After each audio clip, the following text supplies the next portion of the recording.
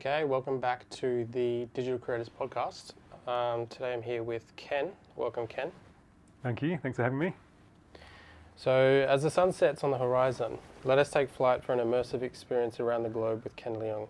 From the bustling streets of New York and London to the serene mountains of Bhutan, this journey promises to provide you with new insights into your creativity and how you see the world around you. Even if you might be from a city that feels isolated, perhaps you're in paradise after all. Ken Leung is an Australian-raised creative director with over 2 decades of global experience in brand identity. His expertise spans photo shoots, brand strategy, corporate branding, and digital marketing. Ken has led creative teams for Monocle 3.1 Phillip Lim and DKNY, and collaborated with global brands like Belvedere Vodka, Klein, and Under Armour.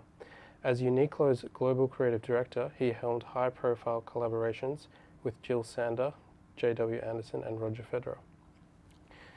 So, to start, I just want to get into your story and like growing up in Perth.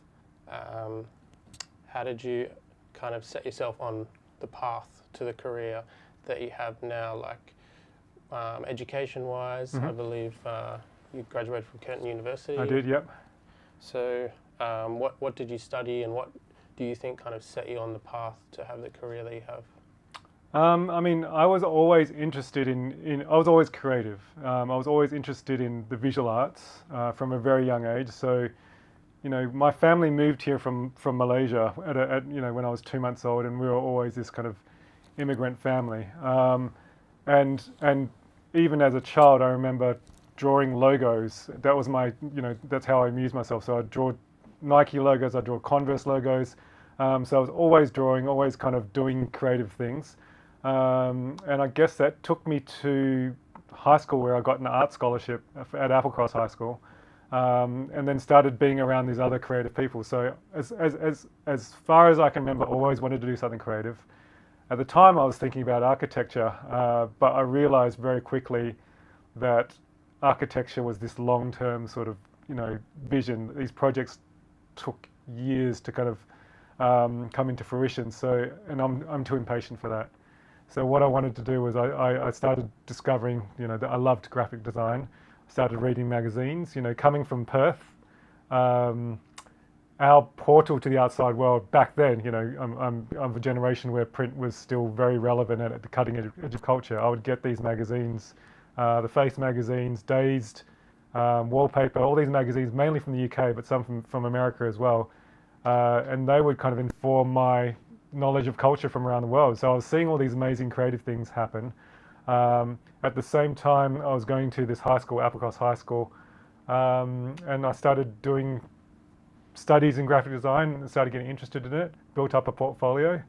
And then I went to Curtin University.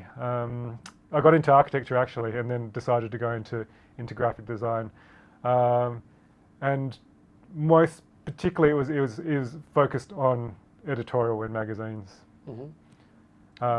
So I was at Curtin for 3 years, and back then it was just kind of just getting out of the manual design where we were getting into computers. So I was learning how to use computers, and that opened up a whole kind of world for me, learning Photoshop and everything. And 3 years at Curtin, I studied a Bachelor of Arts, focused on design, and I majored in digital because that was, starting to come into as a new field that we could start studying. So I graduated, majoring in digital. And then when I left Curtin, I was actually offered 2 jobs. One was with a newspaper, the West Australian, and one was with a digital agency. So I guess it was kind of a fork in the road for me in terms of where I took my career. Could I, fully go into digital, or will I stay in this kind of magazine publishing sort of world? And in the end, I decided to take the newspaper one, just because of my love of magazines. It was a 1-year contract, and I thought, let's just try this and see how it goes. And that kind of started my career, pushing in, like the basis of my career was built on this idea of publishing and storytelling and content. So that, I guess that set the basis for my career, right at the very start. And were you collaborating with other people sort of in the Perth scene as well, or was it purely, you know, you go to uni and study and that sort of thing? Yeah, no, it was. I mean, I was kind of on my own. I was doing everything. You know, I didn't really work in the Perth scene at all. I felt like I went straight into this newspaper job, and I was there for a little while, and then I left. So I didn't really get the opportunity to engage in the Perth community creatively. It was straight into work, and then straight to Melbourne again, working in magazines. Oh, okay. Yeah. And how did you sort of navigate over east in Melbourne? Were you working at a few places? Because I think your first sort of overseas venture was to London, I believe. Yeah. So how did you go from overseas, eastern states to? Yeah. So Melbourne, I was there for like 3 years, and again I was working at The Age, another kind of magazine. We were doing these city magazines, Melbourne magazines. So it was all about the city, and I worked at a bunch of places in Melbourne. I met a bunch of amazing people, and really inspired me and challenged me further. You know, every step I took, I was like, oh, you know, I could push further. I got challenged. I got kind of driven by all these amazing people that I met, inspired by these people, and built up a folio of work. And when I felt that it was, you know, time for me to leave Australia, I flew to London, not knowing anyone. I had my portfolio, and I cold called a bunch of people. I emailed them. You know, I was guessing, you know, looking at all the magazines. Like, I'd love to work for Wallpaper magazine, so I was trying to guess the editor's email address, and I would just cold call them. I tried. Is this pre-internet? This was internet. I'm not that old, but Okay. this was internet. But you know, back then, I think it was probably a bold move back then, because people weren't really doing that. Yeah. You know, I got a lot of no replies. Yeah. I got some replies. Okay. I knew that I really, you know, Wallpaper was a magazine that I really loved, and Tyler Brule was the editor of Wallpaper. He just sold it. He didn't reply for a long time, and it's only really, and when I got to London, I literally door knocked on the door with my folio, and because, you know, you just got to try, right? And actually, every job that well, most of the jobs that I've created, I've just done out of door knocking and creating the opportunity myself, because, you know, I didn't have those connections. I didn't have the famous art schools, or you know, come from a background of you know, family history. So every opportunity had to be created for myself. So, you know, I knocked on the door at Monocle, and I said, you know, I'm here from Australia. I've got my portfolio. I'd love to work with you. So he gave me 20 minutes, sat down. He just flicked through it very quickly, and was like, all right, so I like your work. I'm starting this new magazine called Monocle. I can't start it for a year, but come work with me at my agency. The agency is called Wing Creative. Come work with me at my agency, and then we'll develop Monocle on the side. So that's what I did, and that was a dream job for me, just to see. So Tyler Brule, he's a amazing visionary. Like, he's very kind of strict in his vision. He's inspired by geopolitics and travel. He has exquisite taste.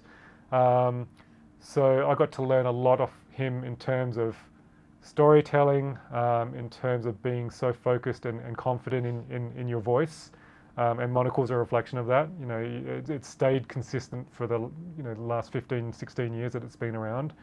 So I worked alongside him, and worked with amazing clients. We worked with like Panasonic and American Express, all these big global clients. You know, coming from Australia, for me, just to open up the world, we would jet from London to New York, and take a meeting and then fly back. You know, it was that kind of quick, and working in Europe with all these kind of amazing brands, and in Japan. So that was a really good grounding. But the most important thing that I learned out of him was how to create like an editor. And you're always thinking of the consumer. How do you simplify a story and make it as accessible as possible? And that was my takeaway from all the time working with him. You know, it was really hard. He's a very demanding editor, but that kind of, you know, built a kind of pace of working with me, and resiliency, and I learnt to be able to adapt and think on the fly, and it gave me a really great grounding for the rest of my career. So you were literally part of the founding team of Monocle. Yeah, so I was the founding art director, and so the magazine was, it was a new magazine. It kind of built into this new market. Had business combined with culture, combined with art, design, travel, fashion. So it was kind of, bringing everything together. People called it like the new National Geographic, which is like a great compliment. The design was very iconic. It was very masculine, very modernist, which is something that I'd always loved in terms of graphic design. I'd always looked up to these, modernist masters. And the design actually came out of, studying. When we first looked at the design, we went to all the great libraries in London, and of course they have these amazing kind of tombs of all the fantastic masters of graphic design. So we studied that. We studied like Japanese postmarks for the Monocle mark, and everything was kind of done with this timelessness in mind. Modernism as a discipline in terms of design is timelessness, and I think that's a testament to where the magazine is today. Exactly. It hasn't aged. Yeah. No, looking at Monocle, it does have this timeless brand, and that it doesn't seem to have changed its brand or direction too much. So just being a part of that founding team kind of shows how grounded it was in its branding, and it's been consistent all the way all the way through. So that's pretty amazing. Yeah. And how long did you work at Monocle for? Monocle was 2.5 years.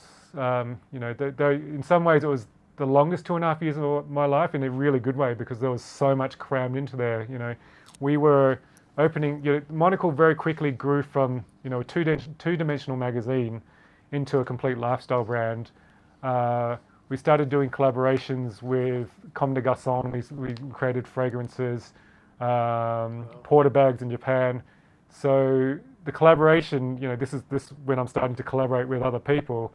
This was 15 years ago, but it started to get me interested in the retail side of business, and all of a sudden I'm opening up a store in New York or opening up a store in Hong Kong, and I'm thinking about how do we design that store? How is the customer greeted when they walk in? How do we package? How does it smell? All these aspects that you don't have the luxury of in a 2D magazine, but in fashion, these are all things that can help influence a customer's perception of the brand, might kind of inspire them to buy an item of clothing.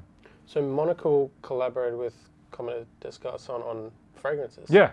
Super interesting. Yeah. I wouldn't have thought those two worlds would come together on something, but can you talk about that specific collaboration? So that was, I think that was a relationship with Tyler and Comme des Garçons. He was very connected to these amazing business leaders. It was, back then there wasn't many magazines collaborating with fashion brands. Comme des Garçons as a brand is known to take risks and do things outside of the box of thinking.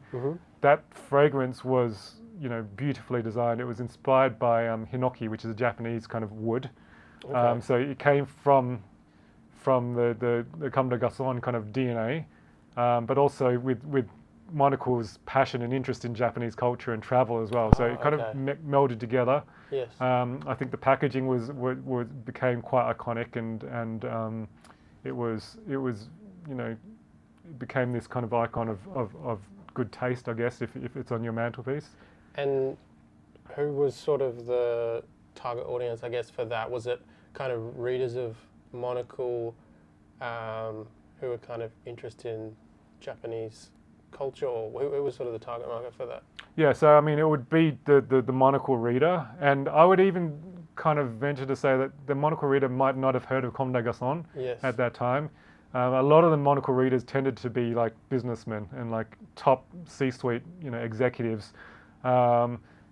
So that would have been the like the corporate world. The corporate world that looked up to Tyler, who's this jet-setting business leader, very smart man. So I think that and he also had a column in the Financial Times, so he was becoming well known as a business person through that as well. So I think it was more towards the Monocle reader. Of course, Comme des Garçons had this manufacturing background of making perfumes and the fragrance. I still wear the fragrance now. It's a very strong fragrance and very recognizable as well. It's still available too. Still available, right. yeah. Okay. Yeah. Amazing. And what was like the lifestyle like living as a creative in London? How did you find it? London is great. I mean, I think that London has a lot of wonderfully creative people, and of course it's like, because it's so close to Europe, I was at Monocle, I was sitting between two Swedes and they were speaking Swedish all day, so it really is this melting pot of cultures and ways of thinking. I got to work with some of the best photographers. At my role at Monocle, I was responsible for a lot of illustration. Yeah.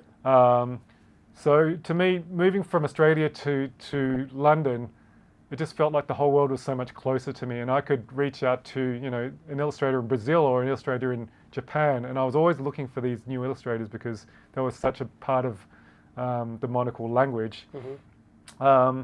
I just felt like the whole world was at my fingertips, and I could reach out to them, and I could work with whoever I wanted to work with.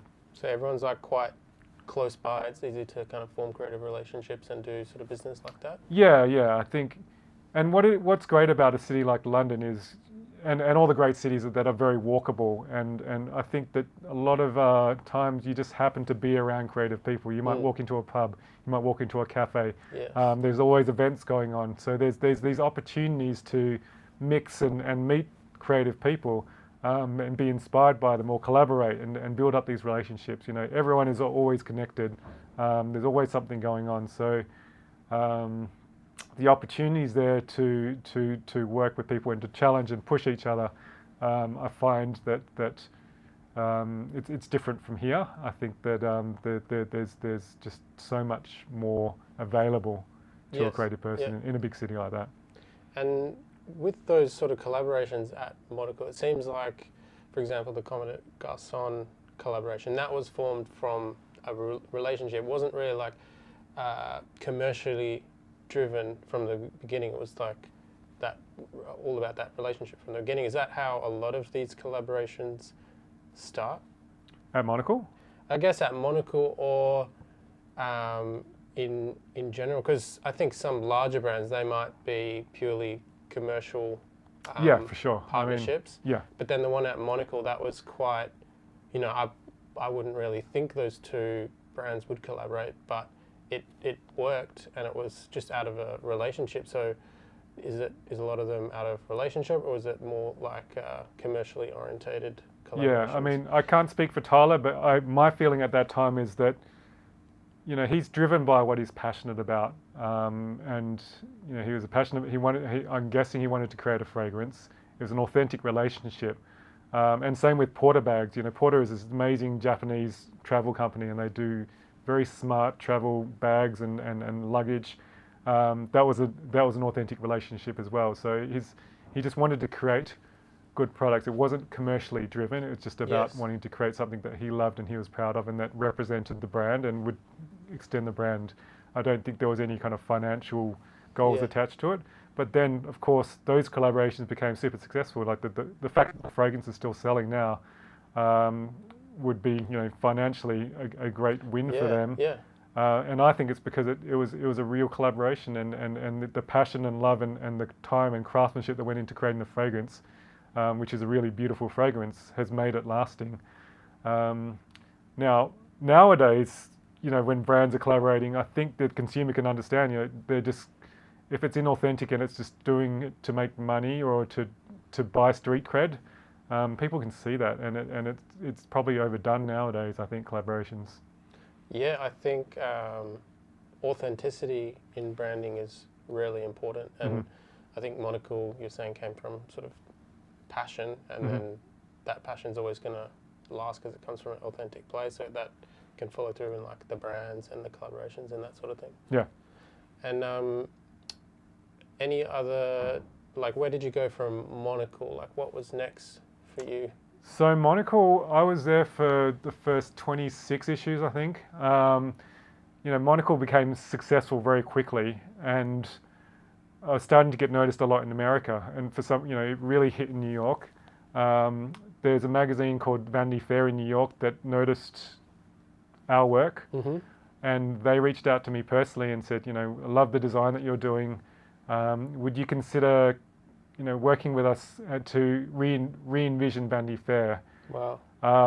So that was a great opportunity for me, and I couldn't do both. So I stepped away from Monocle to do this. And to me, Vanity Fair is like Vanity Fair, Vogue. They're at the pinnacle of magazines. It was a great opportunity. So I left Monocle to do that, and re-envision Vanity Fair in a way that made it more modern and made it more accessible, but still paying kind of tribute to the heritage of the magazine.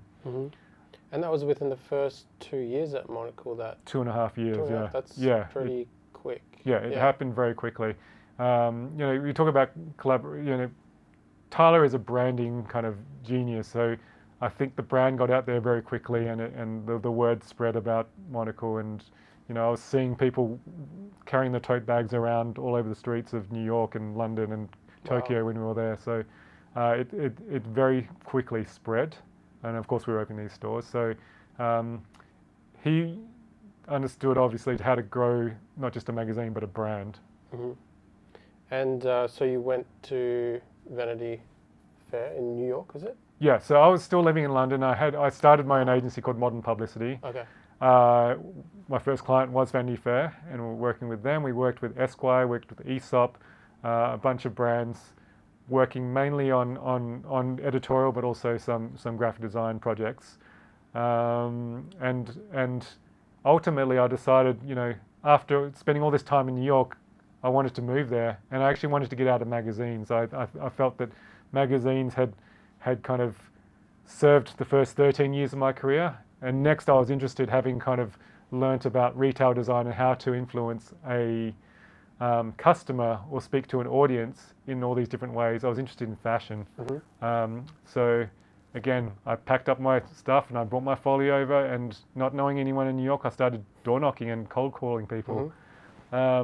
So eventually I met Phillip Lim, I reached out to Phillip Lim, the designer, and I managed to get a meeting with him and showed him my work, and I convinced him to bring me in-house to lead his in-house branding team. Wow. So yeah, relocated me from London. He loved that I didn't have this kind of traditional fashion background. Yes. I was coming from a storytelling background, and I wasn't going to, do, the kind of follow the fashion rules essentially. Work with, the same photographer that all the other brands work with the same models.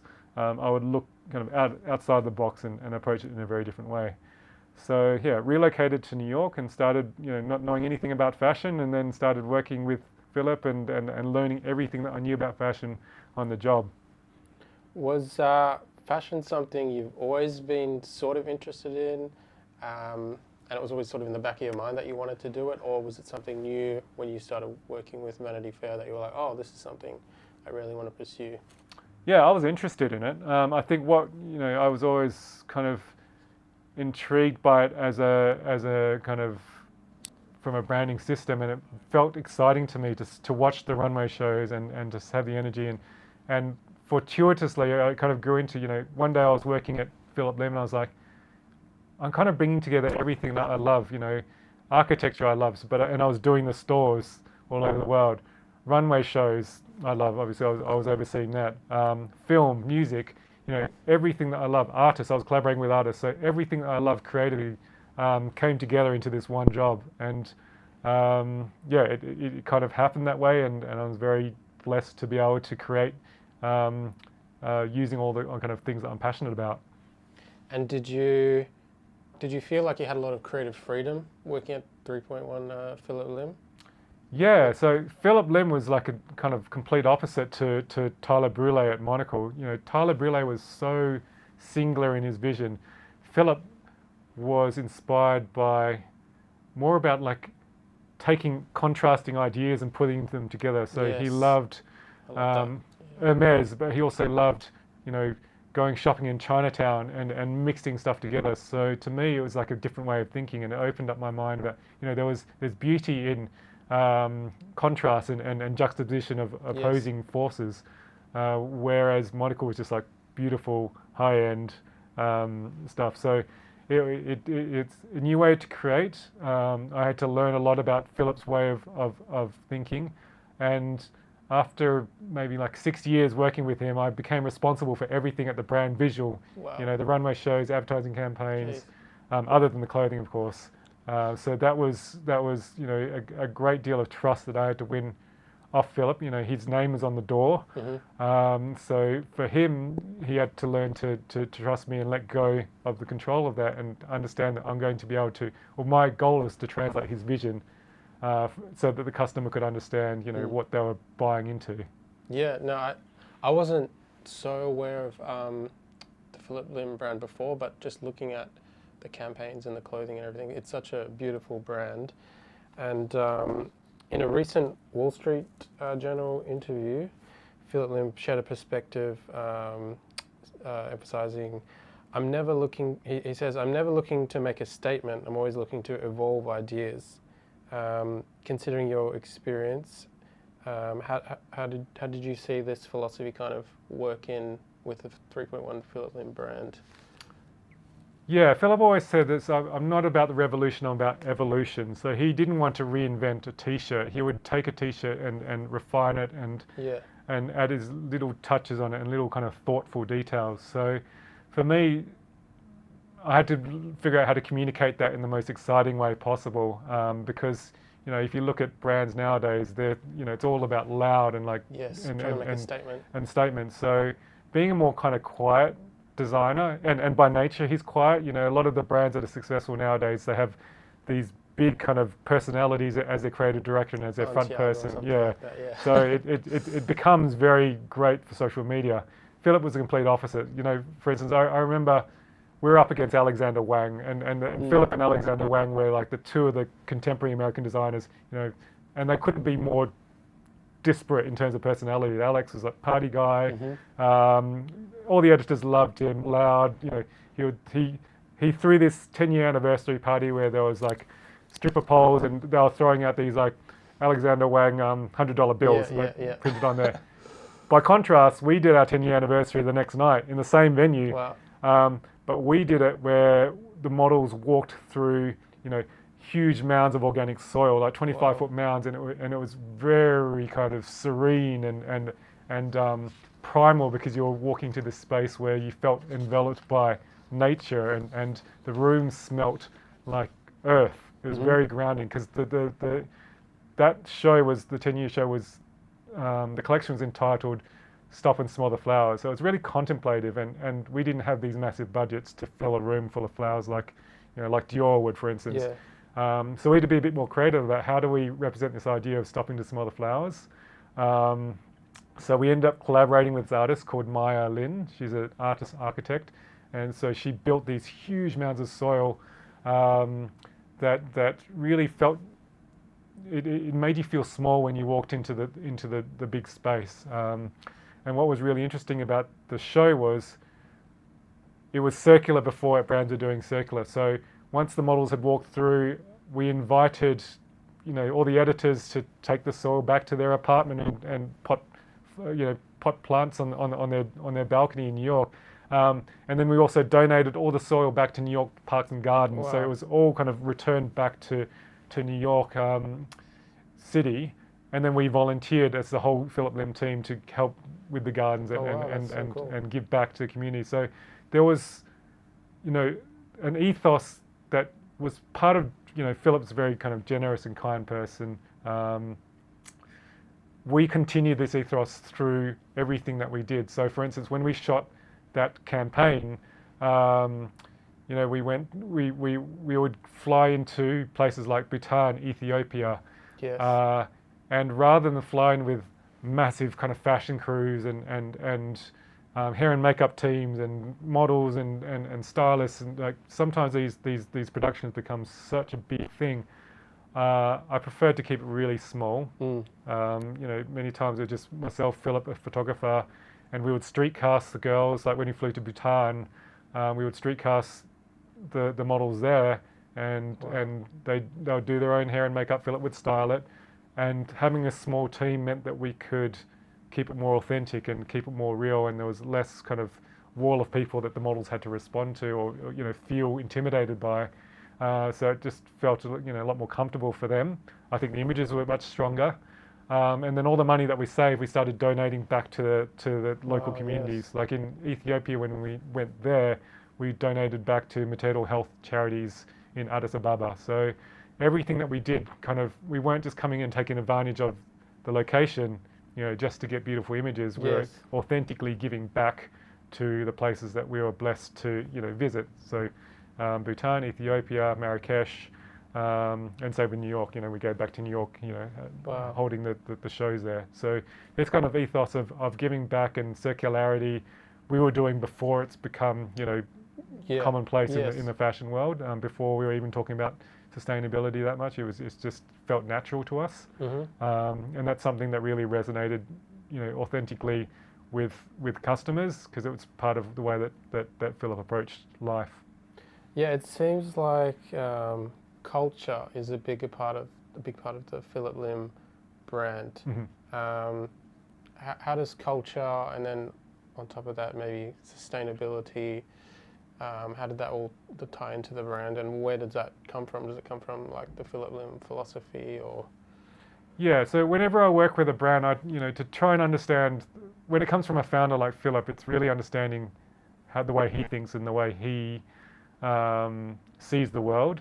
It's my job to interpret that and find key points that we can focus on, and then send that back out to the customer. So Phillip, was super inspired by this trip to Bhutan that we took. He started studying Buddhism and everything, and that's where the ethos of a lot of his thinking going forward for the brand came from. Did he practice Buddhism before, or was it just something It's something he was interested in. Okay. So he started kind of learning more about it. In many ways, it changed his life and changed the way all of us. It's an amazing place to go to. We were the first fashion brand that went to shoot a campaign there, and it's very hard to get into. Yes. It's very hard.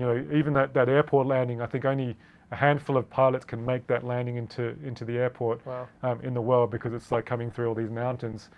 And in terms of tourism, they don't really, they make it a little bit difficult. You have to pay visas for every day that you're there. You have to have a very set itinerary. And you have to have like a connection there or something like that. Yeah. So we were like sponsored with the royal family there. So it was very hard to get it to happen. I was choosing between, I'm so lucky that in this role I could basically choose where I wanted to shoot. And Bhutan just seemed like a place that was, would resonate with Phillip and of course myself. And then the photographer, Vivian Sasson, that shot it, it was very exciting for her as well to be able to go to a place like this and shoot and make connections with the people, and capture it in a way that felt powerful and never seen before. And what was like, how did you select Vivian as the photographer? What was it about her portfolio that really drew you to select her for the Bhutan project? Yeah, so Vivian was always one of my favorite photographers. I'd collected her books for many years. And she worked with a lot of fashion brands at the time when I was starting to work with her at Phillip Lim. She worked for Carvan, she worked for many fashion brands, Acne. But what I really loved about her work, and what I thought we hadn't seen in her fashion work, was, every summer she would take the summer off and she'd go to some exotic location. So she went to Suriname and with her family, and she'd spend the summer there getting to know the people, and she'd shoot a book. And I really loved the connection that she was able to capture in this time there. She would meet the locals and she would speak to them and win their trust, and she would photograph them and ask them to, do things with things in their everyday life that somehow she made magical. It could be a palm leaf, it could be something as simple as a plastic bowl. So I love that she was able to capture these moments of everyday life with such beauty and power, that you would want to put this on your wall. And I felt that sort of energy and that sort of spirit of creation, where you can take something so humble and turn it into something so romantic and so beautiful, resonated very, very well with Phillip and his way of looking at the world. Taking something humble and making it into something beautiful. So that's how I chose her as a photographer. Of course, the images are the most important thing, and you know, working for an independent brand like Phillip, again, I was given the luxury. You know, the brief from Phillip was, I just want to have an image so beautiful that I want to put on my wall. That's not always the case with a lot of brands. I've learned, you know, following my time at Phillip Lim, you know, a lot of times it's about a handbag, it's about showing off a jacket properly. In this case, we had the freedom just to create the most beautiful images possible. So we could go into a market in Marrakesh and find a chameleon and put it on a girl's shoulder, and that was a campaign image. Like just playful stuff like that, where you can just go with the flow and create for the sake of creating, and create with passion and intuition. That was a real luxury, and you know, some of my favorite projects and work over my career has come from those days. And with this the Bhutan shoot, what sort of research did you do personally into Bhutan, the culture, and how did you construct this shoot and the campaign? So, I mean, we were looking at a couple of locations to shoot at before we went to Bhutan. I was looking at Mongolia, and the other I was looking at Bhutan. Ultimately, we chose Bhutan because I felt like the landscapes were more dramatic. You know, the people, of course, look really striking, you know, and they have a beauty that is very different from, you know, traditional Western notions of beauty. So they looked very different. But I felt like the landscape and the size of Bhutan was more interesting to capture. You know, Mongolia is very flat and very vast, you know, big country. But I felt that traveling within, you know, Bhutan in a period of time, and, you know, mountainscapes and beautiful temples and beautiful people, I felt was a better choice for us. Okay. Yeah, because I can see how it ties into that Phillip Lim brand. I think Bhutan's very much about sustainability. I think it's one of the most sustainable places in the world in terms of how it's sustainable energy use, and also it wants to preserve its cultural integrity.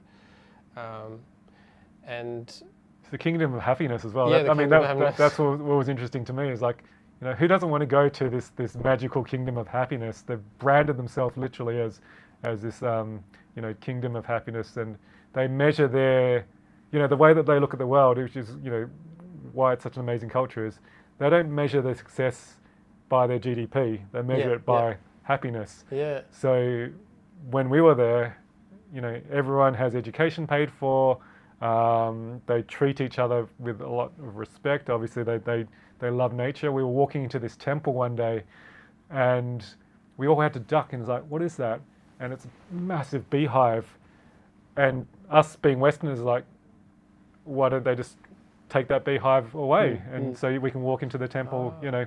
And they said we would never do that. You know, we live harmoniously with the bees, and we respect every single living being, and it's very different from, you know, a Western way of thinking, where we just get kind of rid of the nature and the inconvenience. But they live harmoniously with it, and it's same with dogs and ants. You know, they don't kill anything. Everything is respected equally as humans. Wow. And did you spend, you know, some time in Bhutan before the shoot, kind of like, you know, maybe exploring the food and the culture a little bit, and going sightseeing just to inspire you a little bit as well? We didn't have that luxury. What we did is we had a production team on the ground that would say, okay, send us scouting photos of locations that we would possibly want to shoot at. When we go to a new location, what I'll usually do with the photographer is we'll go for, you know, a recce, like a scout. So, you know, we'd land in the capital city of Thimphu, and we'll go, okay, let's go do a half a day scout. We'll look at some temples, we'll look at, you know, what they think would be the most visually inspiring. And we may see stuff along the way, and a lot of times it's happy accident. Like, for instance, we were driving between Thimphu and Paro, and I just saw this guy kind of pop up on the side of the road, and he was herding a kind of a herd of donkeys. Yeah. And it's like, it would be really cool to do something with him. So we ended up, you know, the translators got out and was like, do you mind if we photograph you for you know, for this fashion brand? He's like, cool. And we strung the bags all over the donkeys, and he was very happy to chat. So yeah, it's just moments like that which are really interesting and quite it comes up by accident. Yeah. And those are my favourite moments. Yeah, that's for me as well. I love street photography, and then I also have an interest in fashion, so I like to blend the two. And sometimes you're in the street on a shoot, Yeah. and random things will happen. And I like that realism Yeah. of fashion, because often with fashion, as we were talking before, it's like quite commercial. It's kind of like, how can we sort of sell this product so it looks more like almost like a fantasy over like a real environment. Yeah. So I love that that blend as well. Yeah. So what locations did you end up choosing, and why for that campaign? I mean, we had a set itinerary, so we kind of just flowed through, Yeah. and we would, we'll find a location, then we'll choose the best outfit to photograph there. We shot all over Bhutan. I mean, there's like the famous tiger's nest that we photographed at. So there was a bunch of different locations, but ultimately it just came down to, the what happened by a happy accident. Yeah, I love that. Yeah. And that's so great that Philip kind of like, had that he was kind of open for these experimental things to happen. Yeah, and that never happens nowadays. Yeah. Nowadays you are doing a behind-the-scenes video and you're shooting, hundreds of photos a day. So that was a very special time. Yeah. Okay, so you think that doesn't happen too much now with fashion brands? It's got to be like everything planned down to the T and most of the time? Yeah, Okay. yeah, and also the need for content, the amount of content that has to come out, because I don't think fashion brands are investing as much money into shoots as we did in the past. Okay. A trip to Bhutan is a real luxury. It was back then, and it is certainly now. But also the need to be able to constantly pump out social content. Back then my focus was maybe 10 or 12 still images.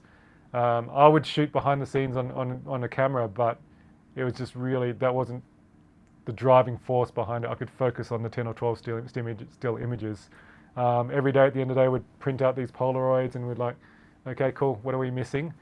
So luxury just to focus on 10 to 12 images, we would not have nowadays. Now we'd shoot a campaign and you're shooting 30 images plus behind the scenes video. It's like, and we're editing on the side, and so there's so many things going on. Same with fashion shows.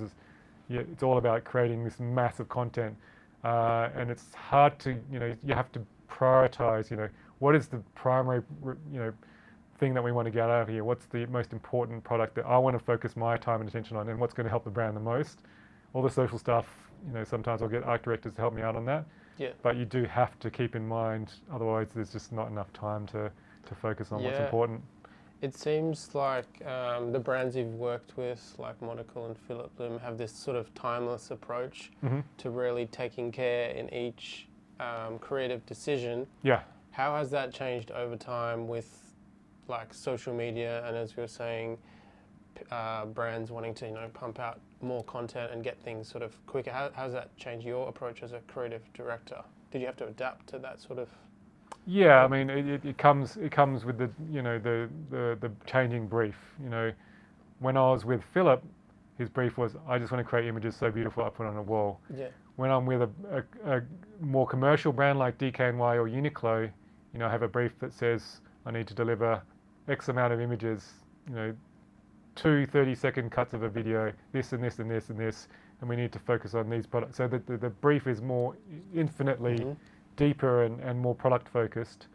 So my job is just how to still execute that brief in the most creative and exciting way possible with my team, and also keeping in mind, the overall brand priorities. What do we really want to achieve with this shoot? Okay. And from, you're still in New York, Phillip Lim, I believe you worked at DKNY and Uniqlo. Which was first? DKNY. DKNY? Yeah. So is that a part of LVMH yeah. group? So I was at Phillip for 6 years, and then I was approached by LVMH. LVMH at the time had Marc Jacobs and DKNY as the two American fashion brands. they were probably the most underperforming brands in their portfolio. So they were wanting to revitalize, especially DKNY. So DKNY was obviously, it was a huge brand in the 90s, and there was a lot of consumer awareness of the brand, a lot of consumer love, which was exciting for me to go there. The brief was to bring back the energy that it had in the 90s when Donna was still at the brand, Donna Karen, still owned the brand. Now she'd stepped away, but this idea of DKNY was still, a brand that had the energy to revive. So what the new CEOs did, the new CEO and the new designers did, is they wanted to elevate everything from the brand. It lost its energy and lost its way. It had gotten very outlet driven. A big part of the business was driven, of course, by the fragrance.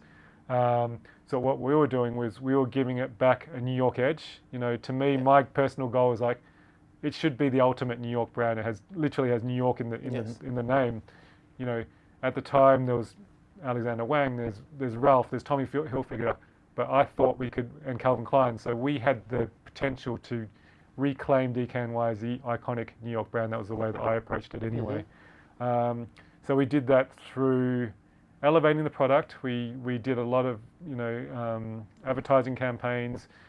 We literally took back the streets of New York. So when I did my first show, we were on the High Line, which is there's an old railway line over New York, and they had kind of reclaimed it and turned it back into this green pathway.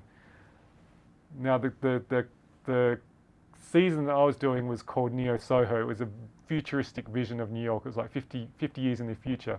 So what I did was I turned the High Line into this Blade Runner-esque futuristic vision of New York, and we did that by moving the show to nighttime and projecting all these kind of 3D graphics, and you literally walked through this futuristic city before you got to kind of the runway show. So it felt like you were immersed in the future of New York. I also had some illustrators and designers turn the DKNY logo into a futuristic vision of, what branding would be. So I for me, branding shouldn't necessarily be static. So we were morphing the DKNY logo in 3D kind of models, and we're projecting it to all over the city. So it really took over the streets of New York. And then when we did the runway show, I had the models literally walk through the meatpacking district, caused traffic chaos for miles. It was like a symphony of taxi horns just beeping and really upset with us, but it literally stopped traffic. So I think that we were able to literally take over the streets of New York for a night when we were doing this runway show. Wow, and did that show kind of set the runway for how they approached the brand a bit differently to kind of make DKNY this iconic brand as it was in the 90s? Yeah, so it was all about energy. So, when you have a show like that, then you have, of course, people Vogue on the front row. We had Anna Wintour on the front row. We had like NBA players all along the front row, buyers, press. So for me, it's creating energy and creating, as you said, like people that start to talk about it. Oh, DKNY is back. DKNY is cool. Then we start rolling up the new product. We started opening up or revamping our stores. Start building energy that way. Start working with, we worked with Bella Hadid. She was the opening model, and then she was the model in our campaign. So it's just starting to kind of rebuild the energy from the ground up, and kind of create the buzz and the hype. And it takes, it's a long-term vision, but it has to start somewhere. And this was kind of one of the first big announcements of, we're back. And working for sort of a more commercial brand like DKNY, did you feel you had sort of as much creative freedom as the other brands, or did you feel you were still kind of had to fit in within this sort of box a bit more? Yeah, I mean, I was very lucky. On one hand, it was owned by LVMH, this amazing conglomerate. But on the other hand, I was working between the CEO and the co-designers. The co-designers are Maxwell Osborne and Dao Chow, and they trusted me and very quickly, they gave me a lot of flexibility and freedom. Like the runway shows, like, take it. I came to them with some sketches a couple of times, like, right, let's do this. So I had a lot of creative freedom, and the CEO trusted my vision as well. So in many ways, I had a similar amount of freedom to Phillip Lim, but of course at a kind of bigger scale and a bigger budget. So yeah, I was very lucky in that way. I think it's just having the opportunity to work with people that trust, and winning the trust of the people that you work with very quickly. And did that sort of make you a bit nervous then, having all that creative freedom, having that trust in you? Were you kind of like nervous, or you were quite confident in like yourself and what you were doing? And I don't ever think I get nervous in that way. I was just so, this was a dream job for me, right? Yeah. To take this iconic brand and re-energize it. It's like, I didn't even stop to think about it. It happened very quickly. I joined, and then we're like, okay, we've got to do this show. And this is the location. The location was chosen. So, okay, how do we do this in the best way possible? So I didn't even stop to think about it. To be honest, I was just so excited. And Yeah. when I'm in a job like that, I literally can't sleep at night. I'm just up thinking constantly. How do we do this? And, yeah. And it's like, okay, we're going to take inspiration from this artist, or we're going to do this, and it just happens so quickly. And I feel like I just get into a flow state. Just let's go.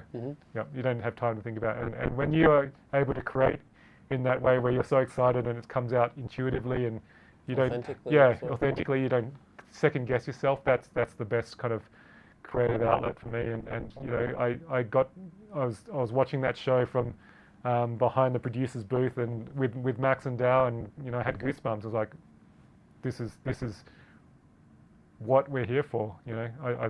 We took back New York, and wow, that's it was super exciting. Yeah. And how long were you at DKNY for? It's probably about 2 years. What happened was LVMH sold DKNY. So after we turned it around, we really quickly regained that energy, and it got the eye of some brands that would have been waiting to buy DKNY for a while. So LVMH sold DKNY, which for me was crushing, because I put the energy and love into that brand, and all of us, it was crushing. The new company was taking the brand in a very different direction. They were taking it back to more mass market and more affordable. So they chopped off a lot of the kind of high-end elevated stuff. Wasn't the right role for where why I joined. I was joined to elevate the brand and re-energize it. So it wasn't the right role for me. But ultimately, I'm really proud of what we'd all done there in a very quick amount of time to turn that brand around so quickly from essentially a brand that was struggling and had lost all the energy and the love from the consumers that over the last 20 years, to really quickly revitalize and re-energize was an amazing feat. And was DKNY like the first sort of place you were working at in New York, basically? Well, there was Phillip Lim and there was DKNY. Oh, they were both in New York. Yep. So you kind of had time to kind of take in the New York sort of culture. Oh yeah, I think that was like probably 7 or 8 years in, and so I was a So you were a New Yorker. Yeah. Okay. Yeah. Okay, cool. And from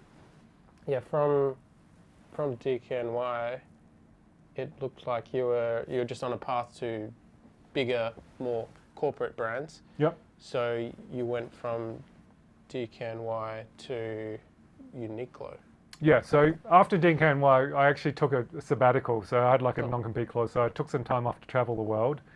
So I came back to Australia. Where did you travel? Australia. Bali, Thailand, Japan, Italy, essentially in search of paradise. Okay. I had a young family, and it was a great opportunity for us to travel and take some time off. So this sabbatical, I was looking for, where do we go next? I was to be honest crushed, the fact that the DKNY got sold. Yeah. But at the same time, it's like, okay, well, we have the opportunity to live anywhere we want. So, we were in these places that were paradise. Ultimately, after like a year of traveling, I decided that, paradise wasn't a place, it's a state of mind. Ended up going back to New York and starting Paradiso, which, for me is, it's a elevated streetwear brand. I'd always branded other people's clothing and companies. Why not do something myself? And it became this creative outlet. So I started Paradiso as a creative outlet, and we were raising money for charity, selling t-shirts. I was raising money for the ACLU. I got to work with some of my favorite photographers, illustrators, models. So that was, it was a side project, but it turned into something bigger than that very quickly. So that was, following DKNY. And yeah, end up being sold, at also from our website, but also at Soho houses, around the world, and became, big passion of mine. And what is paradise for Ken? What does that look like? What's your state of mind that gives you paradise?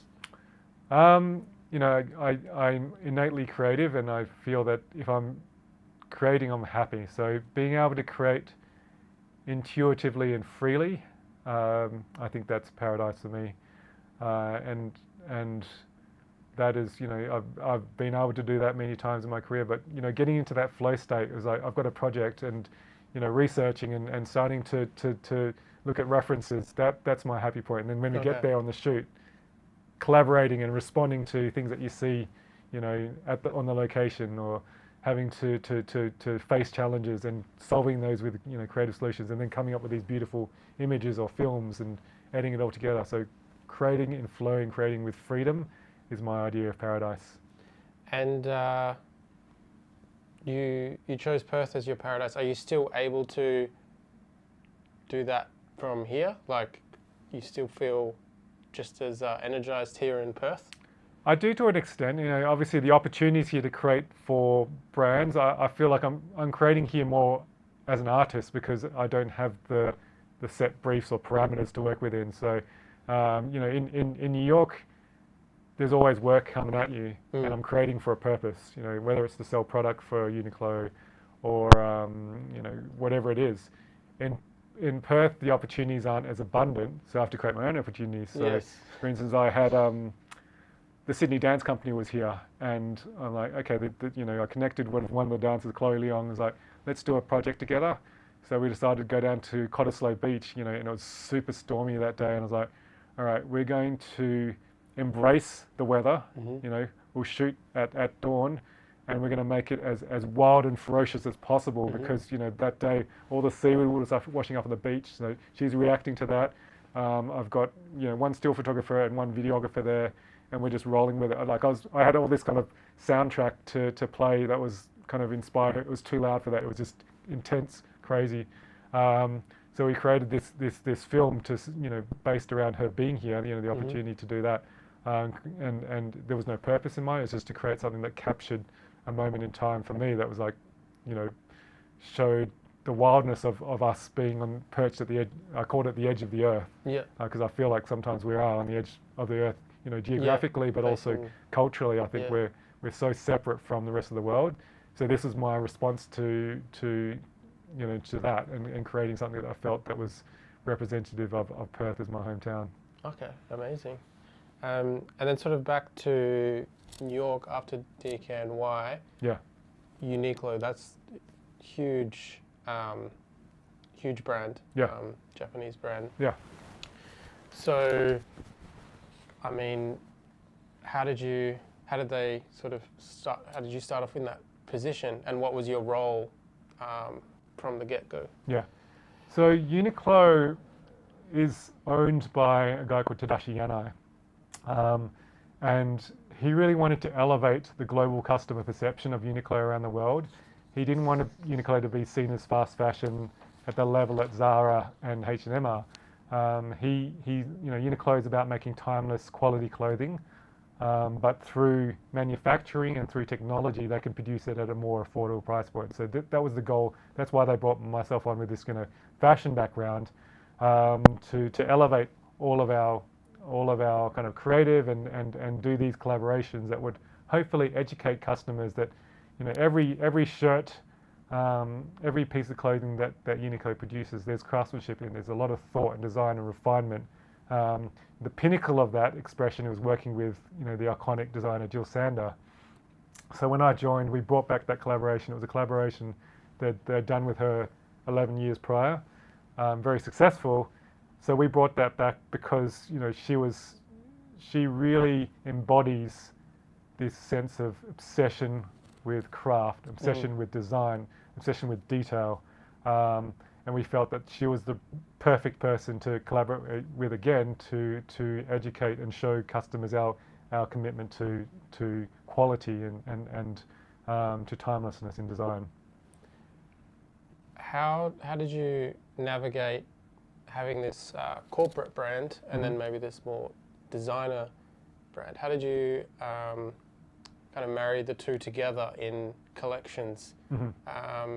Because maybe the designer has maybe a more creative way of thinking compared to like the corporate.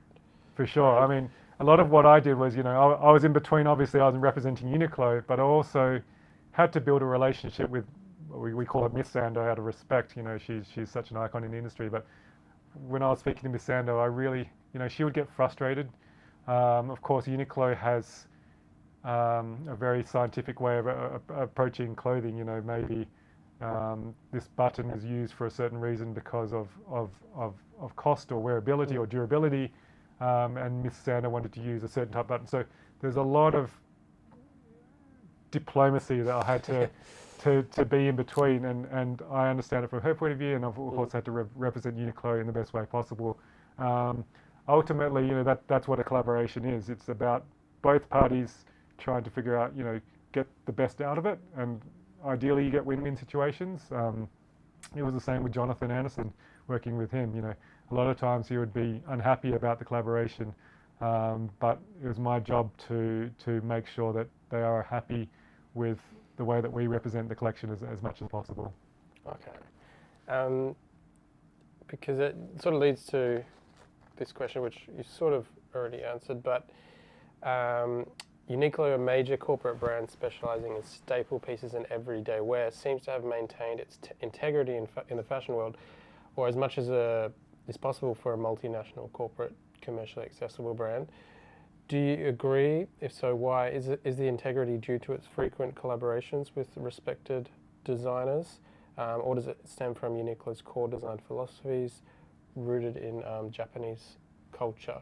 And someone who's worked at Monocle and 3.1 Phillip Lim both have like this timeless approach. What's your sort of take on that? Well, I mean, if that's the case and Uniqlo is kind of respected as a fashion thing, then I've done my job. My job was to elevate the perception of Uniqlo clothing. So I'm glad to hear that, and I'm glad. Well, I do think as a staple piece, just in my environment, it is respected. Like you have the Aerism tee. I think it's amazing tee, and it's it's not. It's an accessible price point, just like the other staple pieces. I think they're nice clothes, and I think for a multinational, like a huge corporate company, it has maintained its integrity from my perspective. And with these collaborations, like I love that they do collaborations, sometimes out of the box collaborations that you don't see other these corporate fashion brands do. So I kind of perceive Uniqlo like that. I mean, those collaborations and we did do, like for instance, we did collaboration with this guy called Fergus Purcell. He's the guy that designed the Palace logo. So I love doing things that just kind of pushed us on the edge of culture. We had Nigo as a creative director for a long time. He was across the UT collaborations and he left. But I felt that we were missing that kind of that voice and bring out the culture. So for me, I took it upon myself personally to keep us abreast of what was going on at the edge of culture, how to work with the most exciting collaborators possible, bring on the best photographers, bring on the best illustrators. How do we do collaborations like artists as well? Artists. We did collaborations with the Louvre. We did collaborations with the Tate and MoMA. So for me, I saw that, I'm always excited to work with new people. In my career, I've always kind of championed young creative talent, and I'm always interested in working people with, I love working with people that are hungry and curious and are always going to give their 100%. Sometimes you work with photographers that have been, in the industry 30 years and they're like, another shoot. The passion's not there, which is why I'm so excited about working with, young photographers that this might be their make or break, and they're going to put their heart and soul into it, and they're going to be passionate about it and go 1,000% at this opportunity. Yeah, I think having that Uniqlo as this multi-corporate, multinational corporate brand, and then having it be aware of the culture, like the collaborations when you were there. For my sort of generation, I guess, like I see Uniqlo as, I do see it as like a cool brand. Like it's got great staple pieces, and it does have these, like, I'm into like creativity and art, and I'm like, oh, it's collaborated with these artists and these designers, so it keeps it fresh. And I don't see other corporate brands doing that sort of thing. I guess a competitor might be Zara, but I'm not aware of Zara or doing these sort of artist collaborations from my knowledge, but it's really cool that Uniqlo has done that.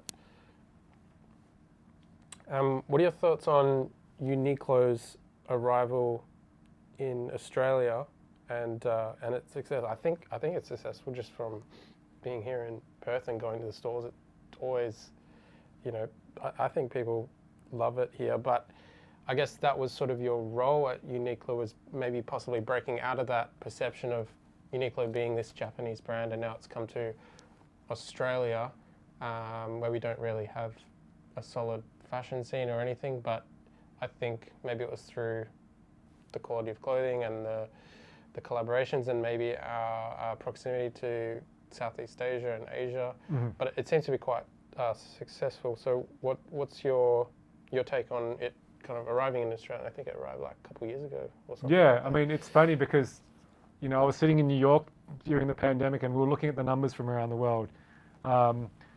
And there were certain points during the pandemic that Australia was the biggest market, and I was super happy about that. And I guess, when I first joined Uniqlo, one of the things I was really mindful of is that we were still speaking to all of our customers in a Japanese tone of voice. And, for me, in the US, we hadn't really connected with the true US customer yet. We hadn't reached Middle America. We hadn't, even though we were on the coast, we still felt like a Japanese brand. And versus Gap and all the other kind of, more accessible fashion brands, we needed to be able to speak in a way that was going to connect, didn't make us feel like we were speaking as a Japanese brand. How do we do that? We do that through the creative. We do that through casting. We do that through tone of voice. So what was important to us was that we were communicating to each market in a more localized way. We set up these global creative labs around the world. So, I was overseeing the one in New York. We also set up one in Paris, in Shanghai, Tokyo, and Portland.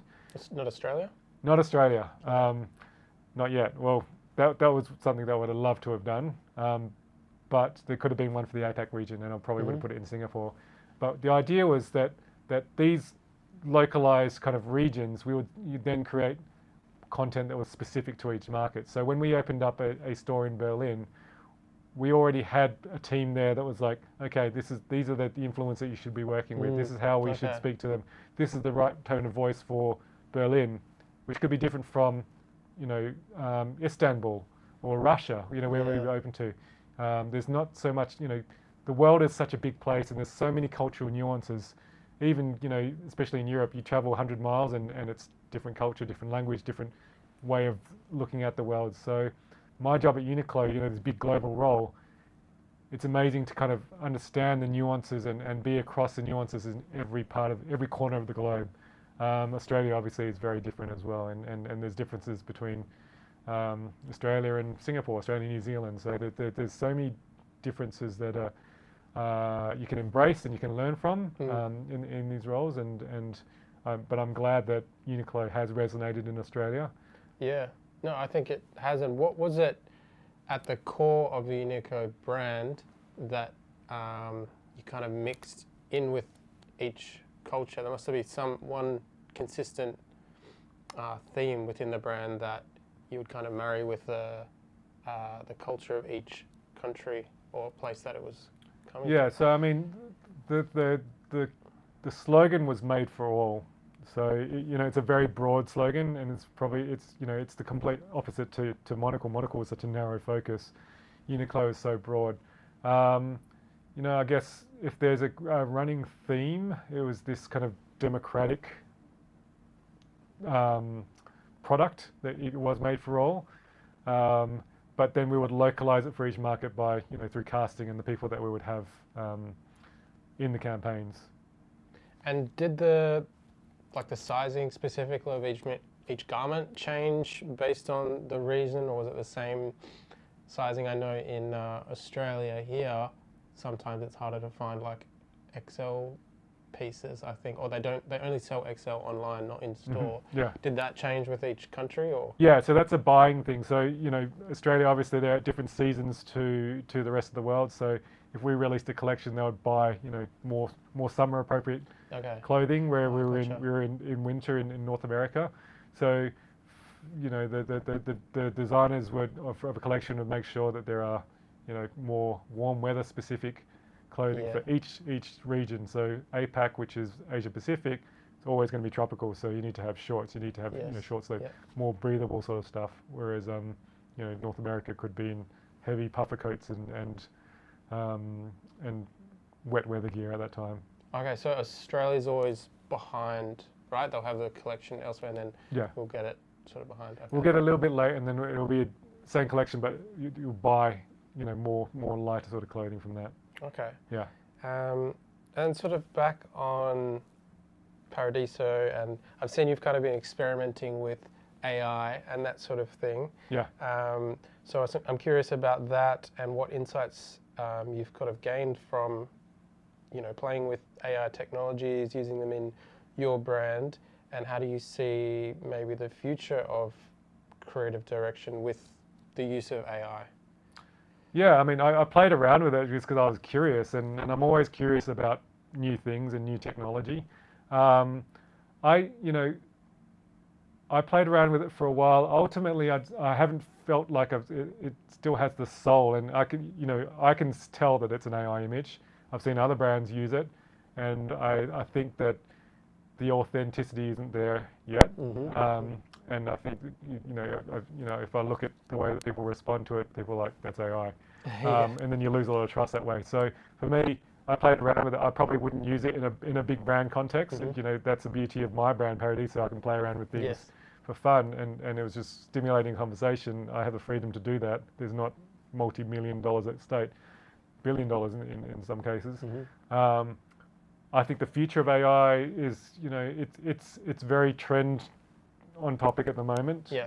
It could be, I'm looking at the bigger picture, and I think that, there's a lot of advantages to it. I think that creatively you still have to have an idea, you still have to have a vision, and a strategy to create from it. But I think ultimately, if consumers don't trust what you're doing, they're not going to be able to buy the product with a level of trust, especially if it's online. Like I've seen a lot of brands that are online only, and they're doing this AI, and people don't trust, to pay for these products because it's AI. And so, for example, maybe they create an AI image and it has the clothing, but it might not look and feel like that in real life, and then they lose trust for the brand. Yeah, and there's also, it's like, it just doesn't have a soul. When you're shooting on a person, and we talk about happy accidents, right? Sometimes the best work comes out of these amazing accidents when you're shooting in real life. And when I'm looking at image, you don't have power or energy in someone's eye because it's not a real emotional reaction to what's happening on the street. So I think that is what's missing and it's all very subtle nuances, but I think ultimately the most powerful images are based in reality and emotion and soul and warmth and everything that's intangible about you. You can't be created and recreated digitally. And some other technologies that have sort of come into play over the past couple of years have been AR and VR, like augmented reality, maybe the use of a phone. Yeah. And also VR, like what's happening at Meta, and also the new Apple VR devices. Mm-hmm. Have you played around with these sort of things? No, I'm very tech. I'm a dinosaur. I'm not the earliest adopter. I play around with it just because I'm curious. And I have a friend that works at Meta, and she brought some headsets over, and it's fun, and it's an interesting way of looking at the world. I think there's ultimately, for what I do and what is about fashion is like it comes down to product. Selling an item of clothing, and if you can't touch and feel that product, then it's very hard to be able to sell it. So, there are interesting thoughts and experiences that you could create, but I'm such a traditionalist. I think that I prefer to be in a store and be spoken to by a human being and smell what a store smells like and be served and respected and try on the clothing in person. Mm-hmm. Do you think perhaps you could use these technologies in future? For example, if you're designing a show, maybe you could have your VR goggles on and you can like draw or paint or create like a scene, so it's almost like you're seeing what it looks like life size rather than on a screen. Do you think something like that could happen with your sort of work?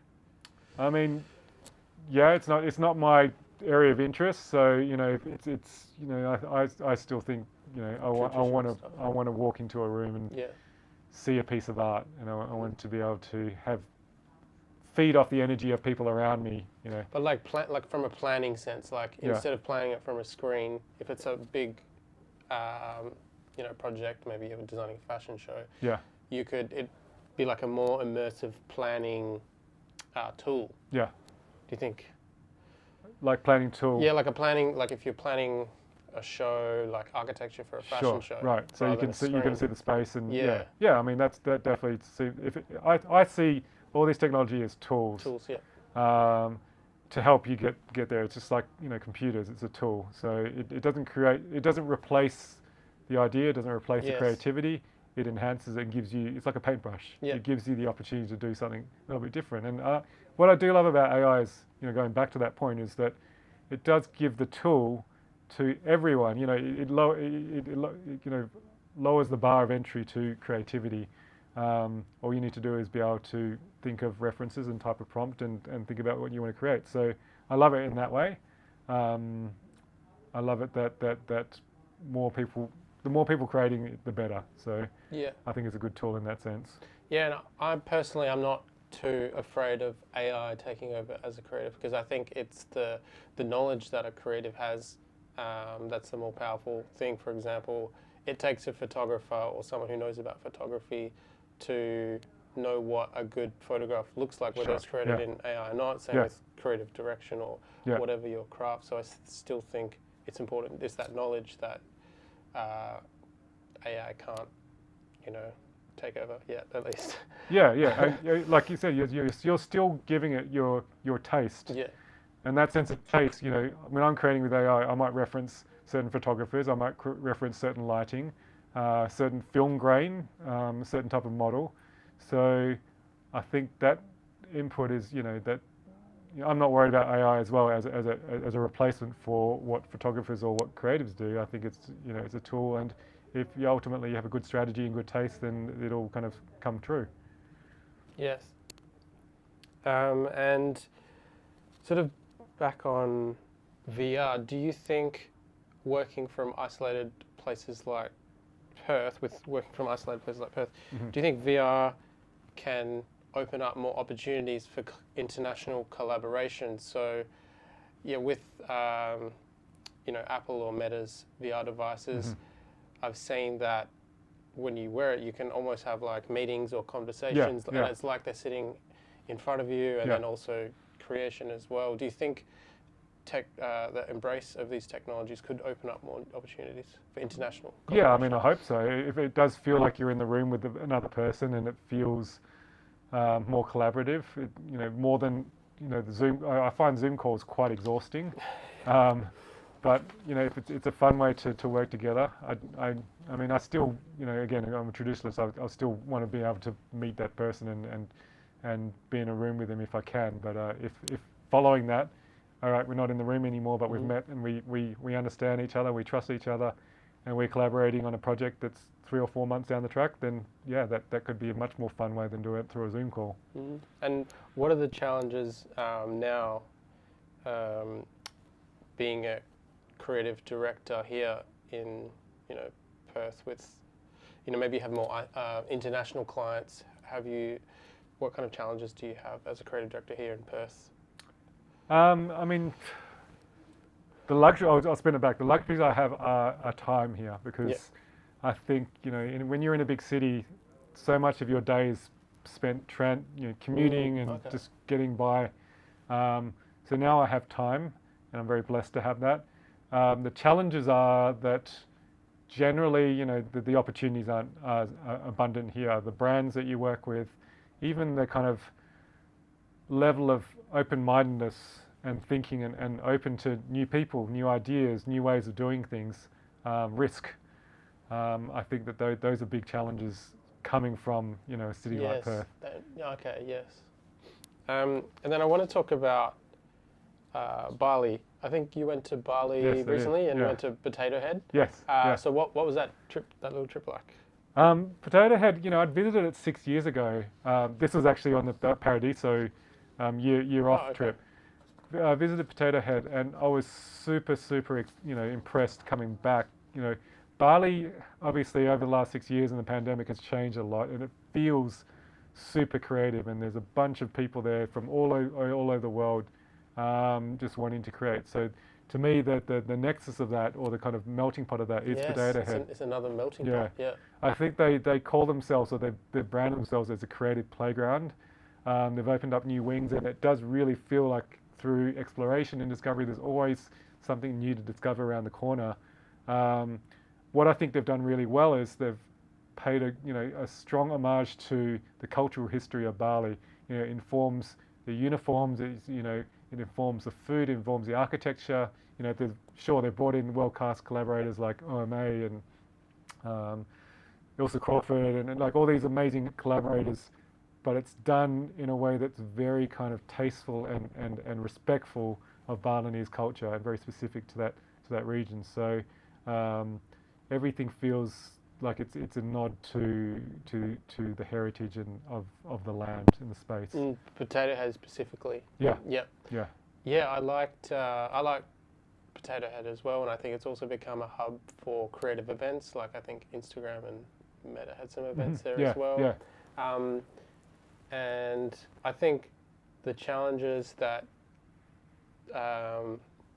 places like Potato Head have is, I guess, with the rise in tourism. Like I think Bali's just getting more and more popular, is probably maintaining cultural integrity, and also I think there's an issue with plastic and sustainability. Yeah. But I have seen at Potato Head, like there's interesting things they're doing over there with recycling plastic and making tables and chairs. I'm not sure if you saw that when you were there. Yeah, through Space Available. I think that would, that's obviously a lot of what they're thinking about is sustainability, and to take the waste and turn it into products that are beautiful and meaningful.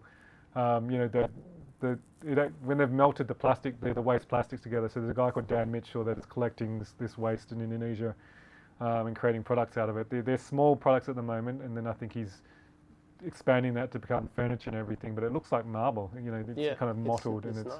it's a different way of using what was essentially waste. It's definitely admirable that they're thinking on this path, and because pollution is a huge problem there, and of course this influx of tourism, it's made it even worse. So are you planning to do some collaborations over there, or is it just an area that interests you? Because we're living in Perth, it's like 2-hour flight away. Yeah, and I forget how close it is. Bali has this reputation of being somewhat of a party island. Yeah, a party island. And so for me, like it was more culturally stimulating for me to be there than in Sydney. Wow. Because the energy there is it's multicultural, people from Europe and America, everywhere. Yeah, and it's all kind of condensed into I was in Seminyak and Canggu, and I think the barriers of entry doing things there are so much less. You have an idea and you can do it a lot easier. There's less restrictions and red tape. Of course, that comes with problems as well, but people are just doing things. I think there was a lot of Russian money that moved there during the war. That's changed a lot of things. But the food there was amazing. I was super impressed with everything that I ate there. It feels like a big city. It feels like a Barcelona, or it feels like that sort of Berlin, back then. But in Asia at the moment, and the fact that we have that 2 hours, 3 hours away from Perth is it's a real luxury. And is there any like specific things you're looking at working that you can share, or all in the works, or Well, I'm interested in working there in the future. You know, in the given that future? we're from Perth. Yeah. Okay, amazing. Yeah, I just think Southeast Asia is so close that I would love to see more collaborations from, whether it's from Perth to Bali or even Indonesia, Malaysia. I think that's I'd like to see more like creative collaborations. I think that'd be great. Yeah. Ken, thanks so much for coming on Digital Creatives. It was amazing to hear your story and your journey and your career. So yeah, really appreciate you coming on. Thank you, Harry. Thanks for having me. And also shout out to Lawson's. Thank you for the hospitality as well. And don't forget to like and subscribe on Spotify and YouTube. Peace out, guys.